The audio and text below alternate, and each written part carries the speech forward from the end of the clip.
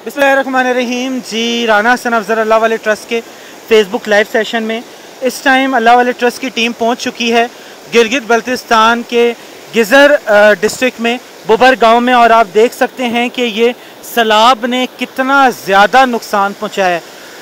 150 से ज़ायद घराने बिल्कुल तबाह हो चुके हैं। ये घरों की हालत आप देख सकते हैं कि इधर कितना नुकसान पहुंचा है और घर बिल्कुल तबाह हो चुके हैं। इस गांव को हमने अडॉप्ट किया है और इधर इनकी ज़रूरियात ज़िंदगी की जो जितनी भी चीज़ें हैं, जिसमें राशन है, पका पकाया खाना है, उनके पिलोज़ हैं, ब्लैंकेट्स हैं और हाइजीन किट हैं, वो सारे इंशाल्लाह हम मुहैया करेंगे।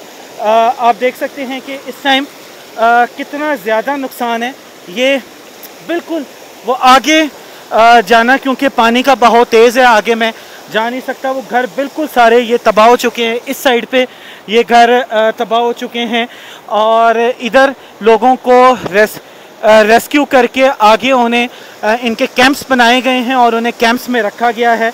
और इंशाल्लाह हम इन लोगों को इनके जितने भी रिलीफ ऑपरेशन हुआ हम उसको पूरा करेंगे। और अल्लाह वाले ट्रस्ट इंशाल्लाह जब तक ये लोग अपने पैरों पे खड़े नहीं हो जाते, इंशाल्लाह हम उन लोगों को खुराक और उनकी ज़रूरियात ज़िंदगी की जितनी भी चीज़ें हैं, चाहे वो हाइजीन किट है, चाहे वो पिलोज़ हैं, ब्लैंकेट्स हैं, कॉल्ड्स हैं, वो इंशाल्लाह सारी चीज़ें मुहैया करेंगे। ये 150 घराने के तकरीबन 500 से 600 लोग बनते हैं जिन्हें हम इंशाल्लाह अडॉप्ट कर चुके हैं और इनके लिए हम इंशाल्लाह काम कर रहे हैं।